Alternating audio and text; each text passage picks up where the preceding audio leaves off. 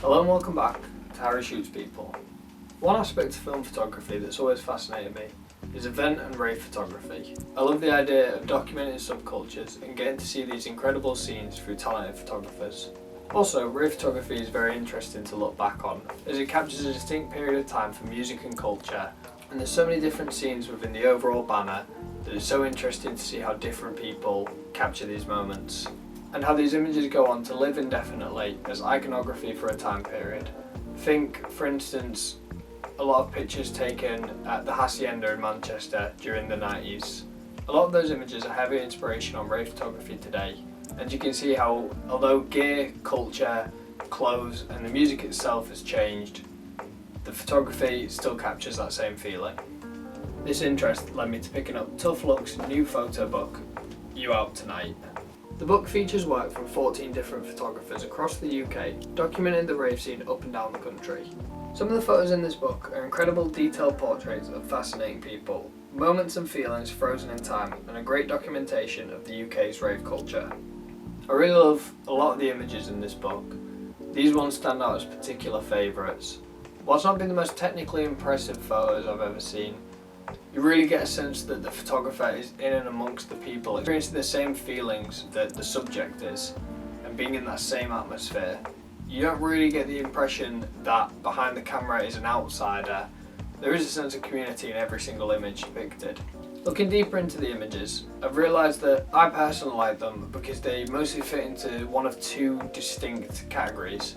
Either they have an interesting subject or they showcase a moment in time, and I think I'd like to take these two inspirations and bring them into my own work. I was heavily inspired by this book when I went to shoot a system-free event at Off the Square in Manchester recently.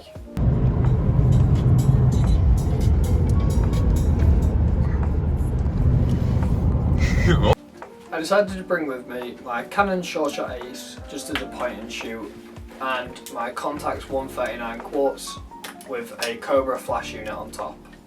Since it was my first time shooting flash with an SLR, I was very anxious to make sure that I got it right, and with a lot of flash photography on film, you don't really know ahead of time what you're going to get unless you've done it before. So I spoke to a lot of friends in the film photography scene and also looked online, and it seemed like the best option was to put the camera into X mode, and I was shooting 400 speed film and wanted to shoot at f5.6, which told me to be about 3 meters away from my subject.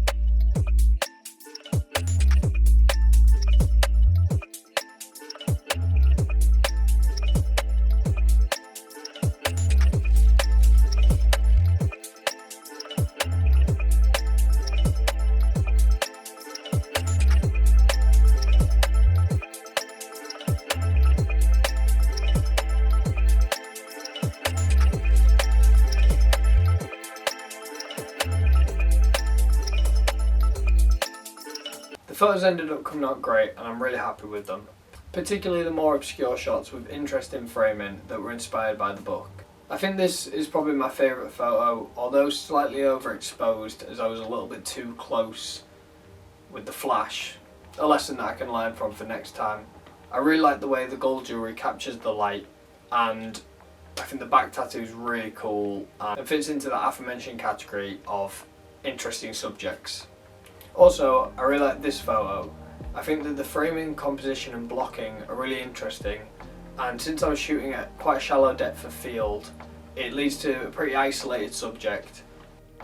The latter of the two inspirations that I took from the book was slightly harder to create at one event. However, I decided to take a photo that encompassed more of the scene from a slightly higher perspective.